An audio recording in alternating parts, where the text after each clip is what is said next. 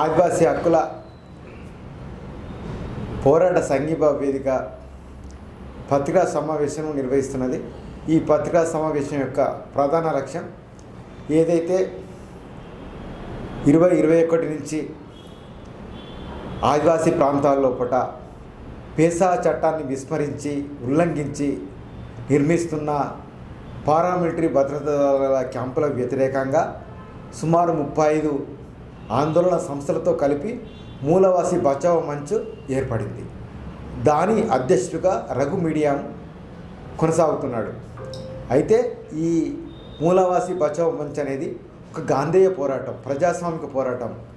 అదే విషయాన్ని ఈరోజు ప్రముఖ గాంధేయవాది ఇమామ్ కుమార్ కూడా రఘు మీడియం అరెస్ట్ విషయంలో ఖండిస్తూ మూలవాసి బచావ్ మంచ్ అనేది మావోయిస్ట్ పార్టీ ఫ్రంటల్ ఆర్గనైజేషన్ కాదు, దాన్ని ఖండిస్తున్నాను.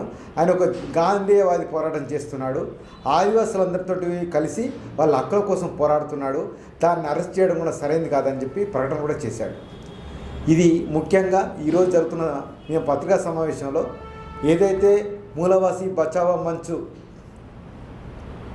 అధ్యక్షుడు రఘు మీడియాని ఎన్ఐఏ అరెస్ట్ చేయడాన్ని తీవ్రంగా ఖండిస్తున్నాం. ఆయన కేసులని తప్పుడు కేసులని, అతని దగ్గర 6 లక్షల రూపాయలు దొరికినాయని చెప్పి చెప్తున్నారు.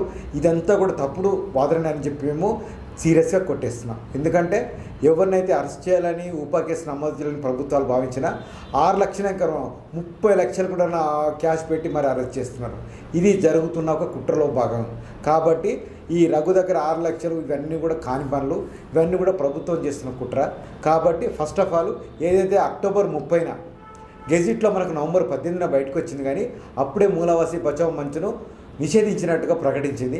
మూలవాసి బచావ్ మంచ్ను నిషేధించడానికి ఒకే ఒక కారణం ఏంటంటే మావోయిస్ట్ పార్టీతో సంబంధాలు ఉన్నాయని చెప్పి చెప్తున్నారు తప్ప ఇంకోటి కాదు.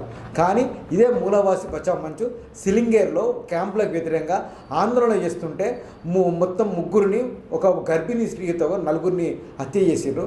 అది ఎన్కౌంటర్గా ప్రచారం చేసిండ్రు. లాస్ట్కు సుక్మా జిల్లా ఎస్పీని బేలాబాటియా మేము కలిసి వాళ్ళకి న్యాయం చేయమని అడిగితే ఇంతవరకు వాళ్ళ మీద ఎఫ్ఐఆర్ నమోదు కాలేదు. 4-5 ఏళ్ళు అవుతుంది. వాళ్ళు 10,000 ఇస్తామని అప్పుడున్న భూపేష్ బఘెల్ మాట్లాడిండు, కానీ ప్రజలు మాత్రం ₹1,00,00,000 డిమాండ్ చేసిండ్రు. అది అట్లాగే ఉంది. మొత్తంగా ఇప్పటి వరకు సునీత పొట్టం కానీ మిగతా వాళ్ళు ఎవరిని అరెస్ట్ చేసినా కానీ వీళ్ళందరినీ కూడా అమాయకులు చేసి అరెస్ట్ చేసి ఉపా ప్లస్ ఛత్తీస్గఢ్ ప్రత్యేక భద్రతా చట్టాన్ని అమలు చేస్తూ వాళ్ళకు బెయిల్ రాకుండా ట్రై చేస్తుంది. కాబట్టి తీవ్రంగా ప్రయత్నిస్తుంది.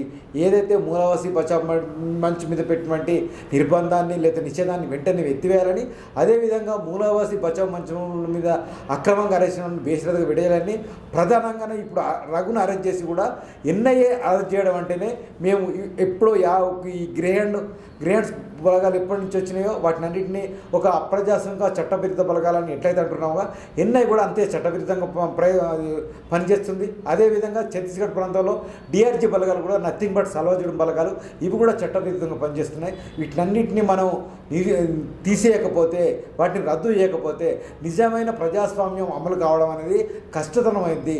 ప్రజల్ని ఒక ప్రజాస్వామ్య గాంధేయవాదుల పోరాటం చేసే దాన్ని మీరే ఒక సాయుధ పోరాట వైపు నెట్టినట్టుగా ప్రభుత్వం ఆ స్థితికి నెడుతుందనే విషయాన్ని గుర్తించి ఇప్పటికైనా సరే మా మూలవాసి బచావ్ మంచ్ మీద నిషేధం ఎత్తివేయాలని, అరెస్ట్ చేసిన మూలవాసి బచావ్ మంచ్ కార్యకర్తలందరినీ బేషరతుగా విడేయాలని, ప్రధానంగా ఫిబ్రవరి 27న దంతవేడ్లో అరెస్ట్ చేసిన రఘు మీడియాని కూడా విడుదల చేయాలని చెప్పి పౌర హక్కుల సంఘంగా, అదేవిధంగా ఆదివాసీ హక్కుల సంఘీభావ వేదికగా మేము డిమాండ్ చేస్తున్నాం.